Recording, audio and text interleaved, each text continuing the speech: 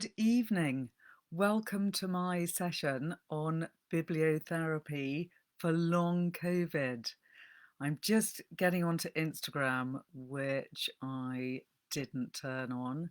Here we go, turning on Instagram now. Good evening, and thanks so much for coming back after my slight failure last week when my Facebook went wrong and I was unable to broadcast on Facebook. Hopefully now I've got my technology sorted out. So do tell me if you're there, just so that I can see who has joined me this evening. And welcome to this special evening, which is going to be focusing on the symptoms of long COVID.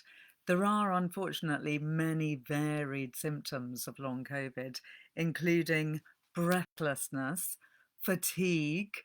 Ollie, hello, thanks for joining me, and thanks so much for telling me that you're here and it's working. Hooray! So yes, getting back to long COVID symptoms, I wonder if there's anyone there watching tonight who has got long COVID. Do please send me a message and tell me if you are experiencing any of the symptoms that I'm going to be talking about tonight. And thanks so much for joining me on both Instagram and Facebook. So some of these symptoms include breathlessness, sore hoarse throat, achy joints and bones, burning hands and feet, fatigue, pressure and heaviness on the lungs, inflammation around the heart. None of these symptoms sound remotely pleasant, and many people are having these symptoms for maybe 3 weeks, 6 weeks, in some cases 12 weeks, and even longer. And there are people who are having these symptoms, then feeling better, and then relapsing and having more of their long COVID symptoms. And nobody quite understands the illness and how it has worked because it's new. So that's why people that have it are also experiencing depression, sadness, tearfulness, worry, and in some cases their lives have completely changed because some of the symptoms that they're experiencing could last for a long time. So it really is a very unpleasant thing to have. And I extend my heartfelt sympathy to anyone who has had it so far. So I'm going to be talking about ways which books can help with long COVID. And the way that many books can help is by distracting you from your symptoms. Some people, when they are feeling very ill, and also when they know that they've got lots of time, being in bed and having to wait until they get better, will enjoy the challenge of starting off a very long book, which they might have put off for a long time reading. And it can be a perfect time to read an excellent tome, such as The Remembrance of Things Past by Marcel Proust. Not everyone wants to tackle this tome because it is enormous, but it is a fantastic book. And actually, I do know many people who have read this book when they've been confined to their beds and who have felt very elevated and inspired by it, and also have felt that they've been taken away from the pain and suffering that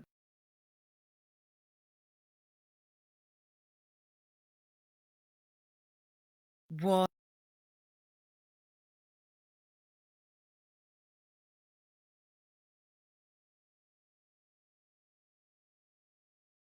all about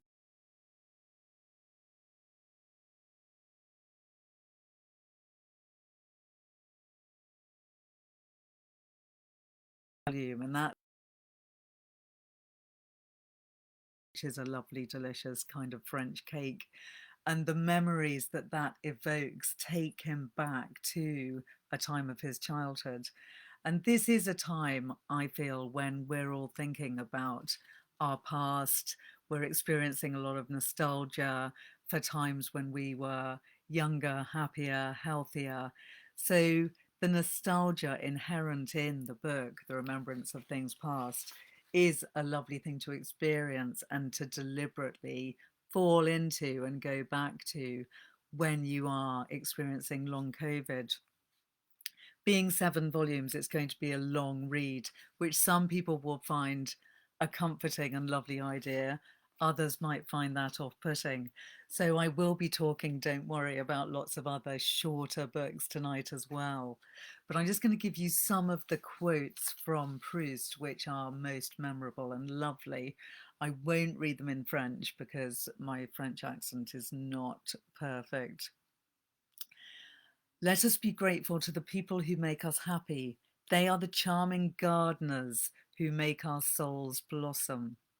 That's a really lovely thought, and one which lots of people during this lockdown and illness have been thinking about their gardens, and also about the people that make them happy, who hopefully they might have near them. And if they don't have them near them, they might be on the end of a phone call or Zoom. So let's all cherish our friends and remember that through reading Proust.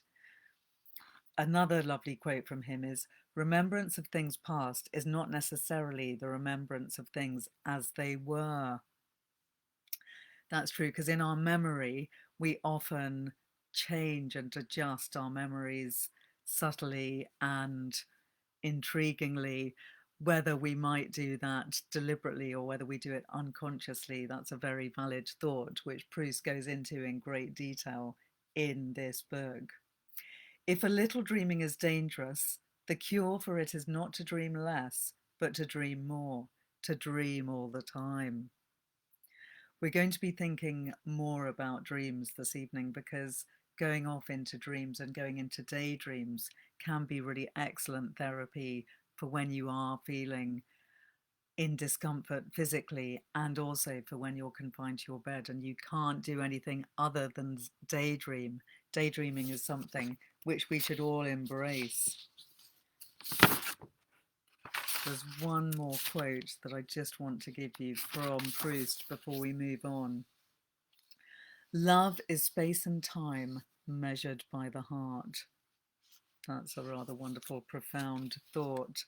And just one more last one. If we are to make reality endurable, we must all nourish a fantasy or two. So that's what I'm going to be talking about tonight, fantasies in literature and how they can help us through difficult times such as lockdown and long COVID. So I started off the evening by talking about Proust as an epic tome that would be a great one to read. And one other epic tome that I'd like to mention as fantastic escapism and as a route to leaving your mental state and going into a new place. Reading a very long book, which takes hours and hours, days and days, weeks and weeks, can be a really profoundly life-changing experience.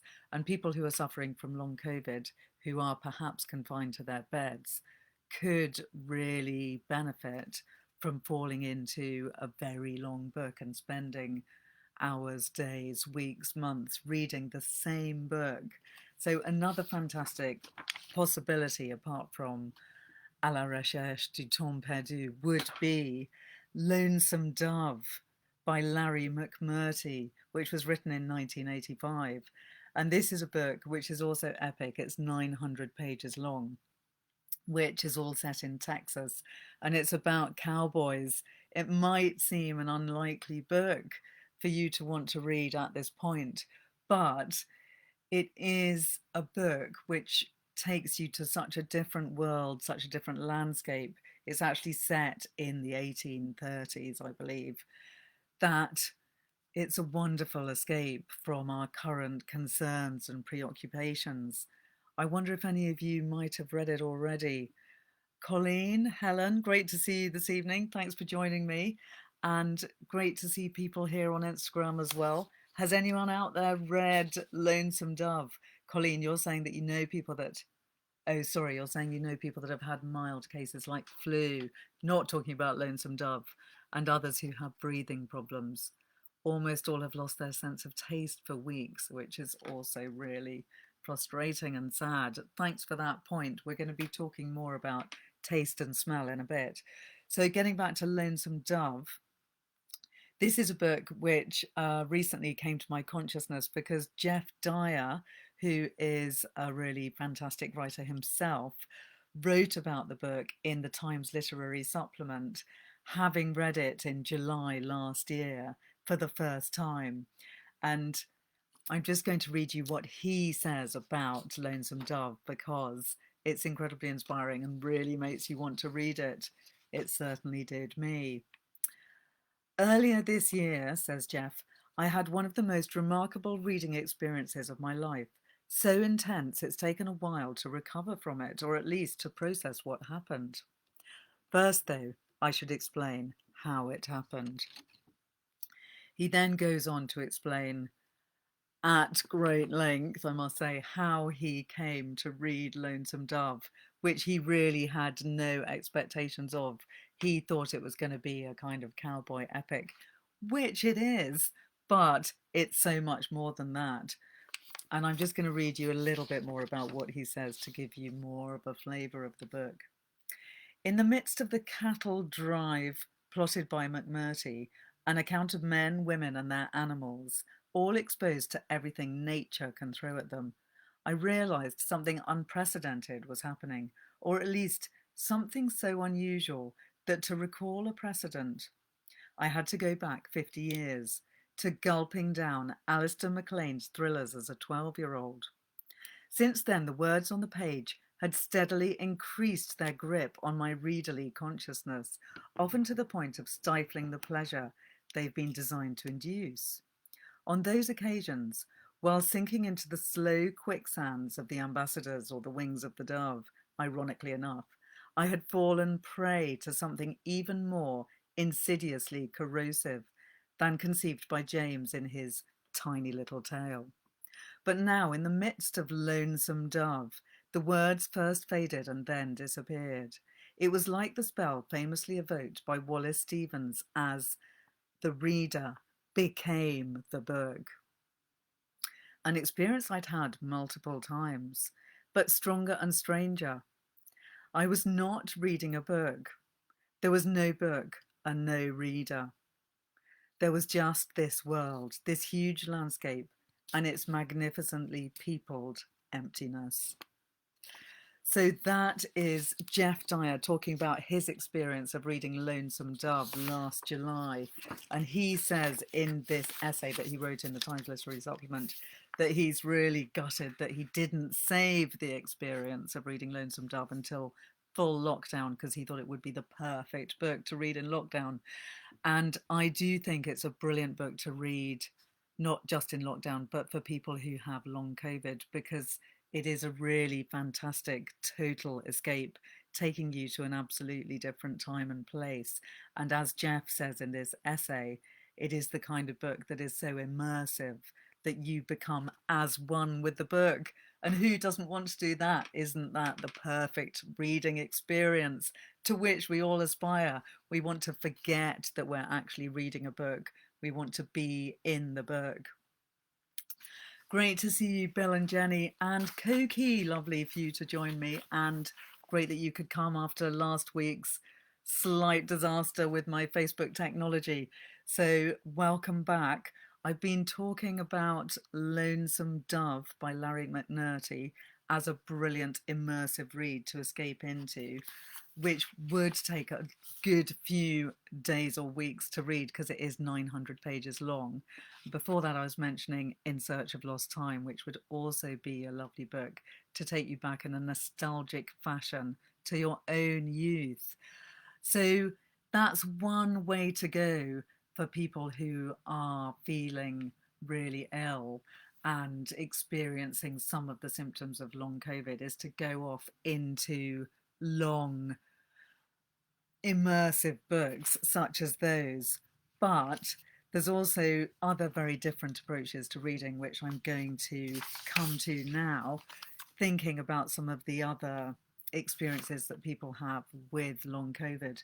But I'd also just like to mention that anyone who is feeling down, depressed, and perhaps finding it difficult to concentrate on reading, a really useful tip is for you to start your own reading notebook.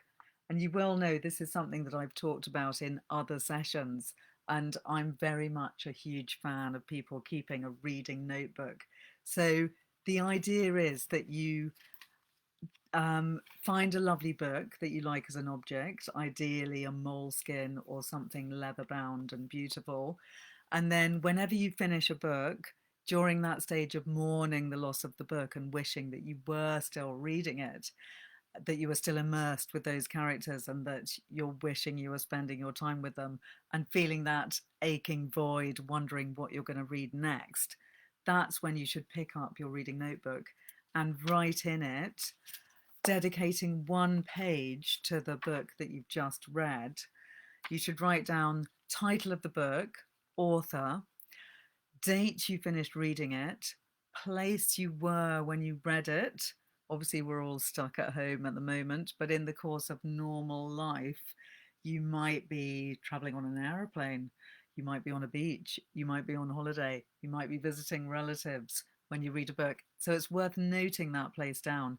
And even now, when we are stuck at home, if you write down that you're at home, it's February 2021, you will later on get memories flooding back in a Proustian style because you'll be triggered by the memory of the place you were when you read the book. So if you read Lonesome Dove, perhaps 5 years ago, perhaps on a beach in southern Spain, you will really picture yourself reading it at that moment, and you will have many memories triggered about the experience of reading the book. Colleen, you've read Lonesome Dove. Thanks for telling me that. Where did you read it? Can you remember? People do often remember where they read their books. I'd love to know if you can remember that. Then also you write down a few thoughts about the book. So you don't have to write an essay. It doesn't have to feel like this is school work, but it's good to just write down a few thoughts about the book. Did you love it? Did you hate it? Did you like the narrative voice? Did you wish that person hadn't died? Were there any particular things that resonated with you about the book? Were there characters that made you think of great friends in your life or relatives, your mum, and so on? So all those things are worth noting down, really, as aid memoirs. If you think about Proust and his amazing book and how much he remembered, how did he remember that? I wonder. I bet he kept a diary. So your way of remembering your books is to write in your reading notebook. And I think, as I was saying, for people who are suffering from long COVID, if you keep a reading notebook now, it will not only help you to remember things, because lots of people suffering from this have said that they feel a sense of brain fog and inability to remember things. It will get you into a great habit of writing your reading notebook forever. And it will also be really interesting to look back on that reading notebook in years to come or months to come and think, that's what I was reading during all those times. And it will be a lovely thing to have forevermore. So now moving on to some of the other symptoms of people with long COVID. Pressure or heaviness on chest, brackets, elephant on chest. This is a friend of mine who does have long COVID, very unfortunately, who has given me some of her symptoms. And one very interesting thing is that she has described all of these symptoms in very metaphorical ways. And one of the things that she described was having an elephant sitting on her chest, which I do think is a very evocative idea. And I think it can be really helpful to treat some of these issues with metaphorical cures.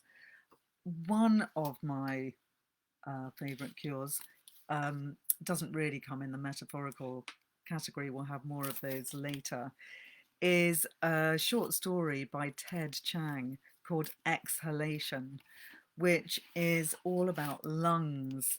And I thought this was a really interesting story to read for people with long COVID because it's all about your lungs. It's all about how your lungs feel, how breathing has been very difficult or might still be difficult, and how you sometimes feel this horrible pressure on your lungs or on your chest. And this book is a collection of short stories by Ted Chiang, who also wrote the film. Well, he wrote a short story which became the film Arrival, which is a really fantastic story and film. And this is his new collection of short stories, which, by the way, are fantastic to read aloud. And that's also something that I think is very brilliant as an idea for people with long COVID, is to have a friend or partner read to you if at all possible. Because if you are feeling very tired and unable to concentrate, it's a lovely thing to have someone read you a story, even if you don't necessarily take it all in and concentrate on it. So, Exhalation is the title story, and it's a story literally all about lungs and air. And I'm going to read you a little bit of it so that you can get a feel of Ted Chiang's writing and the theme of the story. This is from the beginning of the story. It has long been said that air, which others call argon, is the source of life. This is not in fact the case, and I engrave these words to describe how I came to understand the true source of life, and, as a corollary, the means by which life will one day end. For most of history, the proposition that we draw life from air was so obvious that there was no need to assert it. Every day we consume 2 lungs heavy with air. Every day we remove the empty ones from our chest and replace them with full ones. If a person is careless and lets his air level run too low, he feels the heaviness of his limbs and the growing need for replenishment. It is exceedingly rare that a person is unable to get at least one replacement lung before his installed pair runs empty. On those unfortunate occasions where this has happened, when a person is trapped and unable to move, with no one nearby to assist him, he dies within seconds of his air running out. But in the normal course of life, our need for air is far from our thoughts, and indeed many would say that satisfying that need is the least important part of going to the filling stations. For the filling station is the primary venue for social conversation, the places from which we draw emotional sustenance as well as physical. We all keep spare sets of full lungs in our homes, but when one is alone, the act of opening one's chest and replacing one's lungs can seem little better than a chore. In the company of others, however, it becomes a communal activity, a shared pleasure. I love all the many resonances that I'm getting from this story about not only breathing and lungs, which is so important to our experience of COVID and long COVID, but also social life, because this is obviously a slightly alternate reality where people have to go and exchange their lungs every day to get a new set of lungs. But it's also one which we can really relate to, because what the narrator enjoys most about exchanging his lungs is the social interaction, which we, of course, are not really having in many ways at the moment. I'm going to read you a bit more because it is a really great story, and I strongly recommend it as one to read yourselves and perhaps to read with a friend. If one is exceedingly busy or feeling unsociable, one might simply pick up a pair of full lungs, install them, and leave one's emptied lungs on the other side of the room. If one has a few minutes to spare, it's simple courtesy to connect the empty lungs to an air dispenser and refill them for the next person. But by far the most common practice is to linger and enjoy the company of others, to discuss the news of the day with friends or acquaintances, and in passing, offer newly filled lungs to one's interlocutor. Whilst this perhaps does not constitute air sharing in the strictest sense, there is camaraderie derived from the awareness that all our air comes from the same source, for the dispensers are but the exposed terminals of pipes extending from the reservoir of air deep underground, the great lung of the world, the source of all our nourishment. It's a slightly H.G. Wellsian world that Ted Chiang is evoking, but it's resonant on so many levels with our current situation, not just the COVID social life, but also the possible feeling of lack of air when you are experiencing COVID or long COVID, but also the social life that we're all wishing we could have. And it's a really beautifully written story and idea, which talks about the brain being run on air. And it goes into lots of detail, which I won't have time to tell you about. But the narrator basically opens up his own brain so that he can see inside it and finds these little pieces of gold foil which waft thoughts around.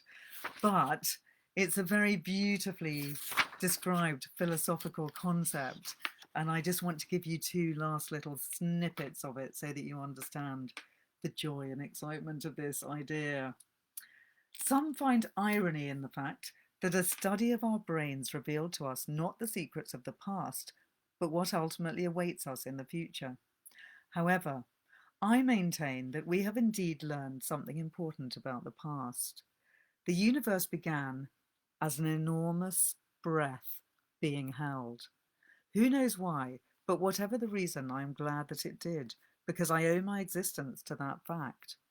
All my desires and ruminations are no more and no less than eddy currents generated by the gradual exhalation of our universe. And until this great exhalation is finished, my thoughts live on. I love that idea that his thoughts live on because of the very first breath that was the exhalation at the beginning of the universe. But then he goes on with an even more wonderful and beautiful thought, which expresses the true joy of reading and passing on art and ideas through reading, which you'll only fully understand if you read the whole story, which you must do. But I'm just going to give you an inkling of it here. But I have an even fainter hope, not only that those inhabitants use our universe as a reservoir, but that once they have emptied it of its air, they might one day be able to open a passage and actually enter our universe as explorers. They might wander our streets, see our frozen bodies, look through our possessions, and wonder about the lives we led. Which is why I have written this account. You, I hope, are one of those explorers. You, I hope, found these sheets of copper and deciphered the words engraved on their surfaces. And whether your brain is impelled by the air that once impelled mine, through the act of reading my words, the patterns that form your thoughts become an imitation of the pattern that once formed mine. And in that way, I live again through you. That is the wonderful Exhalation by Ted Chiang. It's also full of other really excellent stories, including one about a parrot, which I did particularly love. So that is a really great read for now for everyone, but also I think particularly good for anyone suffering from long COVID. Another metaphor that my friend with long COVID used is that she has a burning pain in her lungs like a swarm of bees, which I think is a really brilliantly evocative image. And it made me think of one of my favourite books, Jitterbug Perfume by Tom Robbins, which has a character in it called Bingo Pajama, who always has a swarm of bees buzzing around his head. And Bingo Pajama is actually quite a minor character in the book, but I do think this is a superbly brilliant book to read right now for anyone, but also particularly for anyone with some of the symptoms of long COVID, including lack of smell and taste, because this is a book all about smell. So anyone that's feeling frustrated by their lack of sense of smell can enjoy it vicariously through this book. So I won't go into lots of detail about the book because it is one of my favourite ever books and I have talked about it on other sessions. But in brief, it's a book about a man who's seeking immortality, and his story is intertwined with a girl who is seeking to make the perfect perfume, and she can't find the base note of the perfect perfume that she's been searching for all over the world. In the book, we also have the god Pan, who is slowly fading away because people don't believe him and in him anymore. And he's a really excellent character within the story. But I'm just going to read you a little passage from this about the base note of the perfume, which Priscilla, our heroine, wants to find. A beet, by and large, has little odour. Its leaves, stalk, and famous red root are, to the nose, relatively bland. Around August, however, when the plants go to seed, a pungent and singular aroma rises from them like a gaseous wrench that gives the surrounding atmosphere a sharp turn to the left, twisting it into strange new configurations. When dogs run through August beet fields, the pollen dusts their coats, and they return to their masters so strongly scented that no scour brush, however vigorously wielded, will leave them fit to sleep in the house. As Alabar recalled, only time, days of it, would relieve the dogs of their odd olfactory burden. Odd because once the nose was past the initial shock of it, it was not unpleasant. Yet, unless substantially diluted, its pleasure was difficult to endure. If the waft that streams from a freshly opened hive is intimate to the point of embarrassment, ask any sensitive beekeeper, so it is with beet pollen. There is something personal about it and something primeval. If there is a comparable odour, it is indeed the mouldy inner sanctum of some fermenting, bursting hive. But beet pollen is honey squared, royal jelly cubed, nectar raised to the nth power. The intensified secretions of the earth's apiarine gland, reeking of ancient bridal chambers and intimacies half as old as time. However, on nature's cluttered dressing table, there is no scent to truly match it. Not hashish, not ambergris, not decaying honey itself. Beet pollen, in its fascinating ambivalence, is the aroma of paradox, of yang and yin commingled, of life and death combined in vegetable absolute. And Alabar intuited that it was the missing link in the evolution of the perfect perfume. Beet is our base note, he said. Why did I not think of it before? Ollie, thanks for agreeing with me that it's such an immersive, brilliant and profound book. And I do think this could be an excellent book to read if you are feeling any of the symptoms of long COVID, partly because of that whole joy that it takes in perfume, which you can vicariously have pleasure in, but also because it's a very life embracing and uplifting book. It's funny, it's also sad, it has huge dramas, romance, life and death going on in it, and it's brilliantly written. It does have lots of digressions, but it actually is one that everyone I know loves to read, and it totally keeps you going. So that's Jitterbug Perfume by Tom Robbins, written in the 1980s. Another of the symptoms of long COVID is having a burning pain in the lungs. And I must just mention, for people that love the Gothic and for people that have been enjoying Bridgerton recently with its extreme corsetry, there are strangely quite a lot of books around with corsets featuring heavily at the moment. And one of the most fun and the most Gothic is a book called The Corset by Laura Purcell, which is a brilliantly Gothic thriller set in Victorian England. The tale is split between Dorothea, a 25-year-old lady whose father is trying to marry her off before she becomes an embarrassment, being 25, totally on the shelf.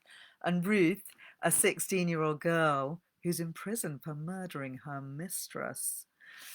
And their paths cross. So it's a fun, possibly mildly absurd read, but one that people that are feeling the joys of Bridgerton might want to turn to, and also people that want to, in a way, revel in their sense of the weirdness of the constricting in their chest, perhaps. I mean, revel isn't really the right word, but to see it reflected back on the page, then this book could be a good one to read. And what is interesting and a bit more unusual about it is the fact that Ruth, who's the younger heroine, believes that she's got the power to kill people through her needlework, and she is a dressmaker.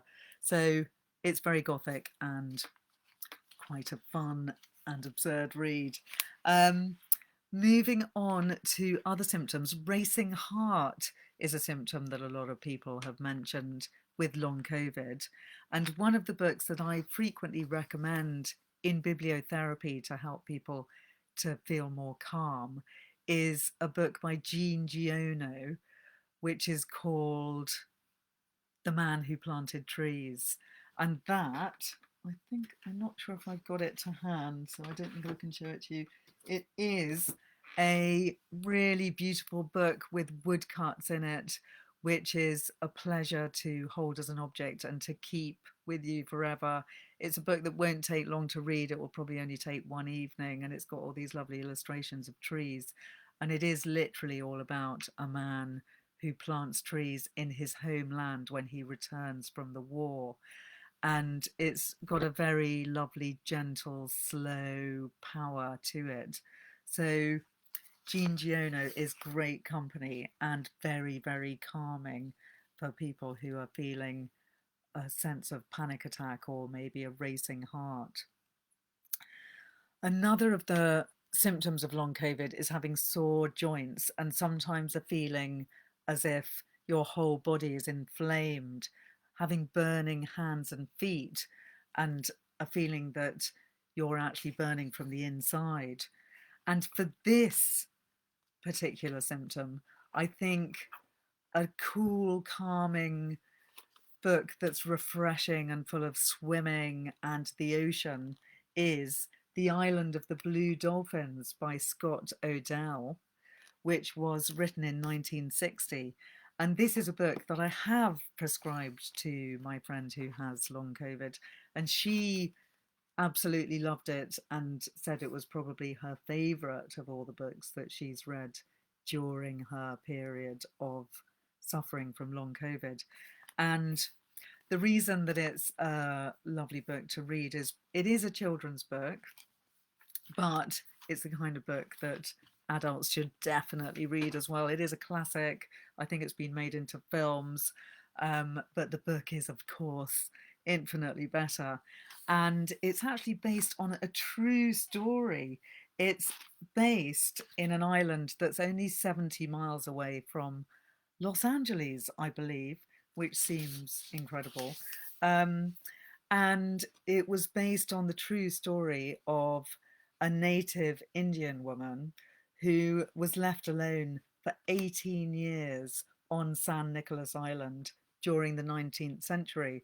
So in this story, the girl who is the heroine is 12 years old at the beginning of the book, and she is accidentally left behind, really, when all of her people emigrate from this island. And unfortunately, her little brother dies at the very beginning of the book, very tragically. And she had actually gone back to the island to be with him and get him when everyone else is leaving on a boat. But then she's abandoned and left, and she has to survive by herself. It's a really wonderful story of survival and endurance, and I think that's why my friend enjoyed it so much. And I think it's a really fantastic book for everyone to read because it makes you feel very close to nature and very potentially resilient. It makes you feel that you might be able to draw on your own resilience more than you ever thought you could before. I'm going to read you a little passage of it.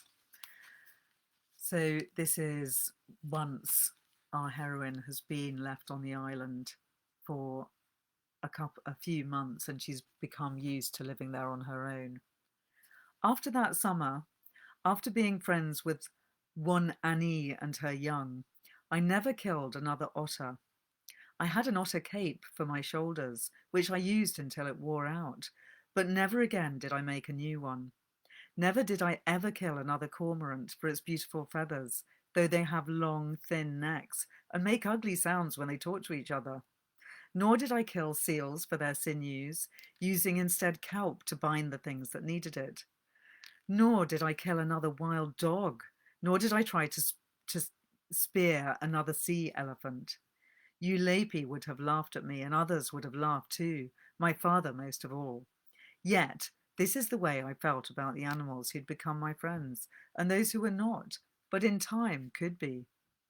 If Eulapi and my father had come back and laughed, and all the others had come back and laughed, still I would have felt the same way. For animals and birds are like people too, though they do not talk the same or do the same things. Without them, the earth would be an unhappy place. Dolphins are animals of good omen.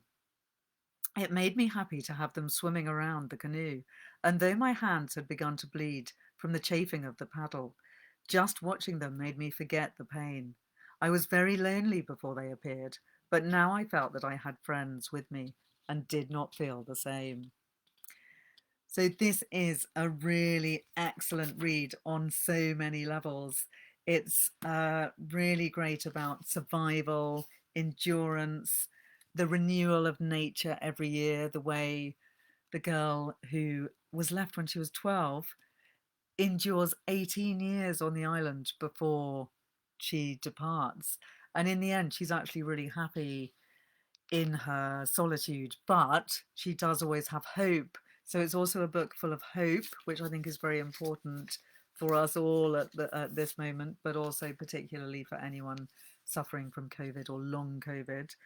And another important and interesting factor about it is that when she does finally leave the island, and I won't give things away, our heroine insists on still wearing the skirt that she wanted to, that she made herself while she was there, even though the people that come to rescue her want to put her into their own type of clothing. She sticks to her guns and keeps wearing her own clothes, which are made of cormorant feathers. And another intriguing thing about the book, which comes out of it, is the idea of yearning for your old self, yearning for the self that you were before, which many people might be experiencing when they are suffering from any illness, and particularly a profound and life-changing illness like long COVID. You might be yearning for the self that you were before you had the illness, yearning for the things that you could do, the people that you could see. And in this book, the heroine manages to come to terms with the fact that she has changed, that her life has changed irrevocably, and she can't go back to the way that things were. But she does endure, she does survive, and she still has hope. She also is incredibly creative. She makes things, she makes art, she turns to creative things in her many years of solitude. She's practical and she survives amazingly throughout these years. I've just seen a comment from Koki. Thank you very much for mentioning The Magic Mountain by Thomas Mann on audiobook. 37 hours, 23 minutes. Fantastic. I didn't know you could get it on audio. I've actually been looking for that book on audio for many years. So thanks so much for that tip, because that is a book that I was going to mention as well as an amazing book about all aspects of illness, really. Koki's put a quote saying it's about life, health, illness, sexuality, and mortality. all of which are true. And I do believe that it is a really brilliant companion to anyone who's convalescing, partly because that is exactly what the book is about. It's all about a man convalescing in an infirmary um, on a mountainside. So I'm definitely going to try out that audiobook. And I think that's a really good tip for anyone who is convalescing at the moment. They could try that audiobook. And I think you might well be stunned and awed by Thomas Mann's amazing prose, philosophy, and ideas. So there's a couple more books that I want to mention before we come to the end, and I want to make sure that I get those in. One of them is actually another children's book, which is all about, again, in a way, the joys of daydreaming and how important that is. It's another book which is actually about illness and convalescence. So actually, it segues on from the Magic Mountain rather brilliantly. And it is a book all about Marianne, who has always wanted to ride horses. And on her birthday, she goes and has her first ever riding lesson, and she's incredibly excited. But when she gets home, she feels really ill, and she then begins a mysterious illness. And all this is horribly familiar to anyone, I imagine, who has experienced illness recently. Marianne is actually confined to her bed at first for 3 weeks, but then for another 6 weeks. And at the beginning of her confinement, she feels absolutely miserable and appalling about the idea that she knows she's going to be stuck for the next 6 weeks lying in bed. I'm just going to read you that little section because it's a really great description of, I think, how lots of people might feel at the moment. For a day and a half, Marianne was extremely unhappy. Not her mother's comforting, nor a brand new and very ingenious bed table ordered especially for her by her father, nor the knowledge that she was getting better and would in time be quite well again, were enough to make her anything but miserable. She read, she ate, she played games with her mother, and she slept in a haze of angry disappointment. It was only towards the end of the second day that she began to feel at all better about Dr. Burton's decree. She had been asleep in the afternoon again. She seemed to spend a great deal of her time asleep. And she lay, after waking up, listening to the new leaves on the trees outside, rustling in the wind. Those leaves had been only just bursting out of their buds when she had had her birthday. She wondered if they would be old yellow autumn leaves by the time she was quite well again. The whole summer, she felt, would have gone before she was allowed out of bed. And at the thought of the pleasures of the summer term, swimming baths, and hot, lazy games of rounders on grass, Marianne felt tears begin to prick her eyelids. But she didn't cry. The idea of staying in bed for so long did not now seem as preposterous, impossible, and unreal as it had 2 days ago. It began to seem unescapable, though unpleasant. Marianne wondered what she would be like at the end of such a long time as an invalid. Would she be purified by suffering, like the heroines of old-fashioned books, who rose from their sick beds changed, and always for the better? Or would she be just the same Marianne who'd gone to bed on her birthday just over 3 weeks ago? She didn't see why staying in bed should alter her character very much, but yet she didn't feel exactly the same as she had, even so short a time before. Somehow the feeling really ill had made a gap between the person she'd been then and the person she felt herself to be now, just as the 6 weeks which were to come, which were to keep her alone in bed, while everyone else went to school and played games and lived ordinary lives, seemed to separate her from the person she would have been if none of this had happened. What makes the book exciting, so it's not just all about being an invalid by any means, is that Marianne finds a magic pencil which belonged to her grandmother. She finds it in a beautiful box that's in her room. And with this pencil, she starts doodling bad pictures of houses. But then when she falls asleep, she enters into the drawings that she's made. And at first she enters into a house that's in her drawing, but she realizes she can't get in, there's no door, and she sees that there's a window up at the top, and she's desperate to get in. And when she wakes up, she remembers this strange dream. So she draws a way into the house. She draws a door, and she also draws a boy looking out of the window. So when she next has a dream, she does actually go inside the house and meets the boy. And then she gets a governess, and it turns out that the governess has another child that she's looking after, who is possibly the boy in the dream that she's having. And I think it's a really lovely, evocative, brilliant book, which is a lovely read, nice and easy, being a children's book, but full of really beautiful, lovely and profound ideas. So that's another one which I think would be a great one to read now, because it also describes the slow recovery of Marianne and of the boy who's in the dream as well. The boy himself is suffering from a strange debilitating disease to his legs.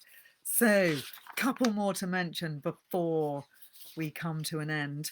The Starless Sea by Erin Morgenstern came to mind because it all happens underground.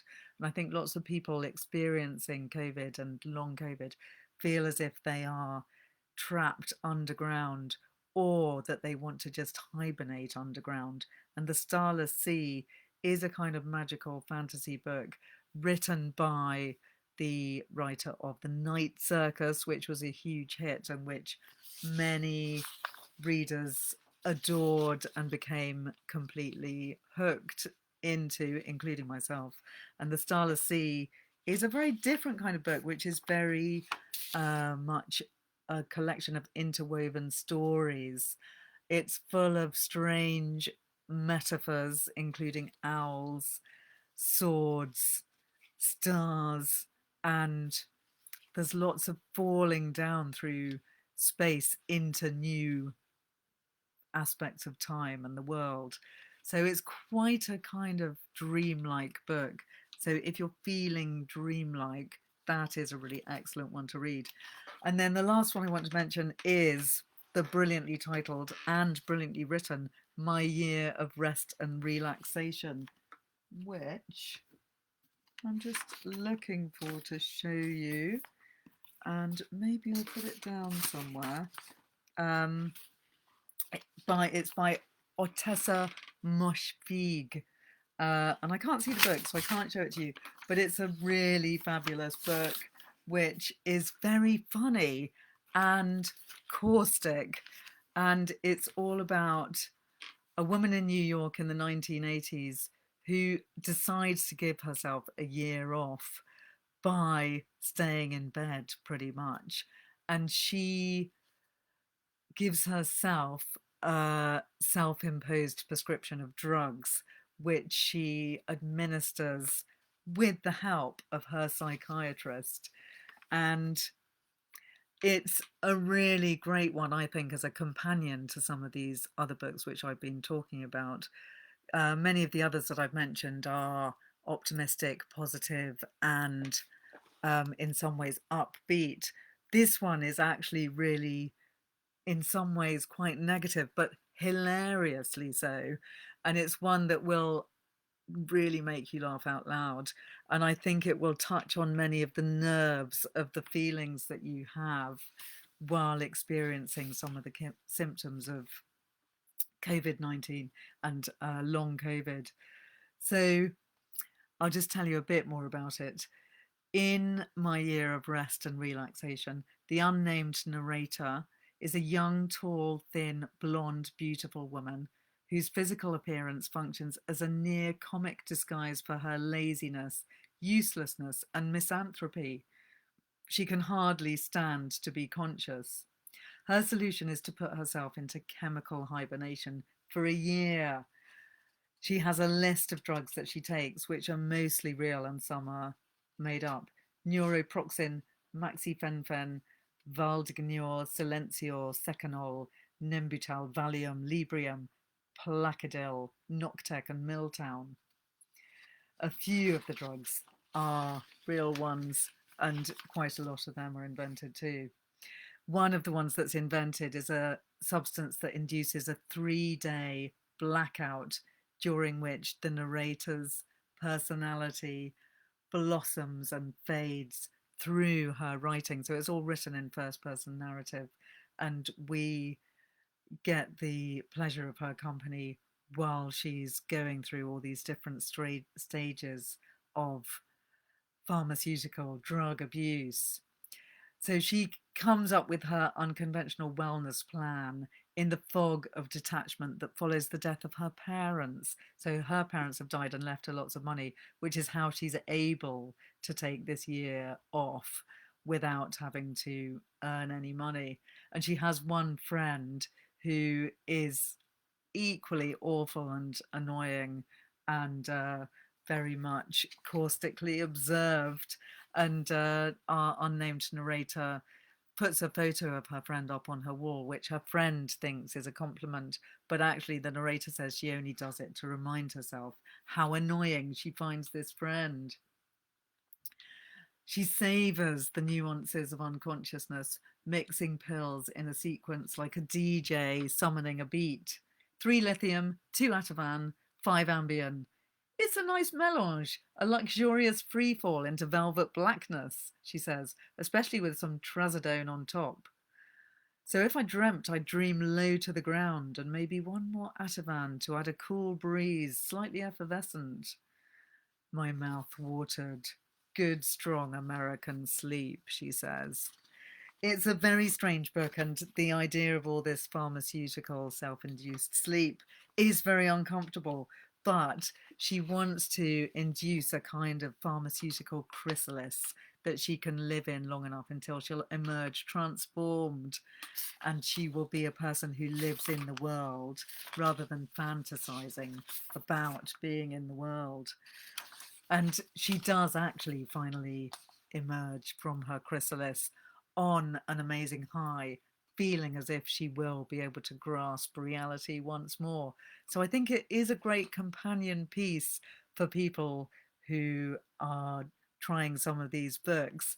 It's one that you would need to have a dose of The Island of Blue Dolphins and then a dose of My Year in Relaxation and weigh them up together, so that you don't feel completely swayed too much into the world of pharmaceuticals by Ottessa Moshfegh. Sorry about the pronunciation there.